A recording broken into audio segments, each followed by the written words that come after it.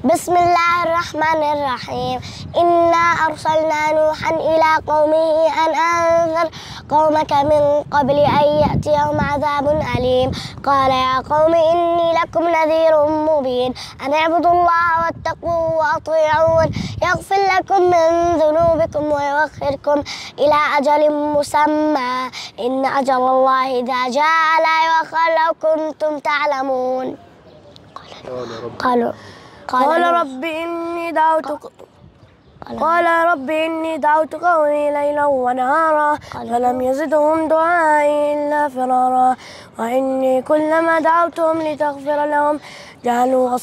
أصابعهم في آذانهم واستغشوا ثيابهم وأصروا واستكبروا استكبارا ثم إني دعوتهم جهارا ثم إني أعلنت لهم وأسررت لهم إسرارا فقلت استغفروا ربكم إنه كان غفارا يرسل السماء عليكم مدرارا ويمددكم بأموال وبنين ويجعل لكم جنات ويجعل لكم أنهارا ما لكم لا ترجون لله وقارا وقد خلقكم أطوارا ألم تروا كيف خلق الله 7 سماوات طباقا وجعل القمر فيهن نورا وجعل الشمس سراجا والله أنبتكم من الأرض نباتا ثم يعيدكم فيها ويخرجكم إخراجا والله جعل لكم الأرض بساطا لتسلكوا منها سبلا فجاجا قال نوح رب إني إنهم عصوني قال نوح رب إنهم عصوني واتبعوا من لم يزده ماله وولده إلا خسارا ومكروا مكرا كبارا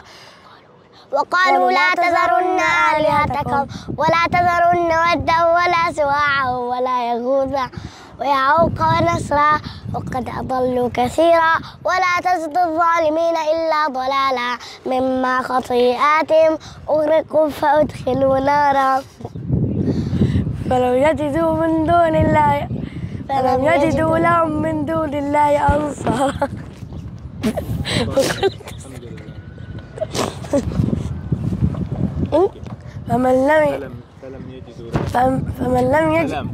فلم يجد لهم من دون الله فلم يجدوا لهم من دون الله أنصارا فقلت استغفر قال نوح رب إنهم عصوني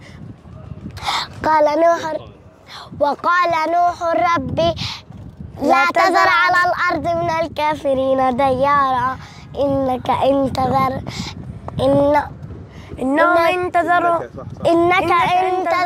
يضلوا عبادك ولا يلدوا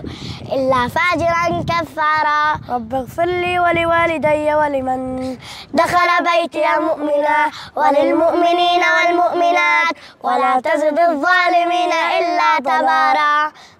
تبارا صدق الله العظيم.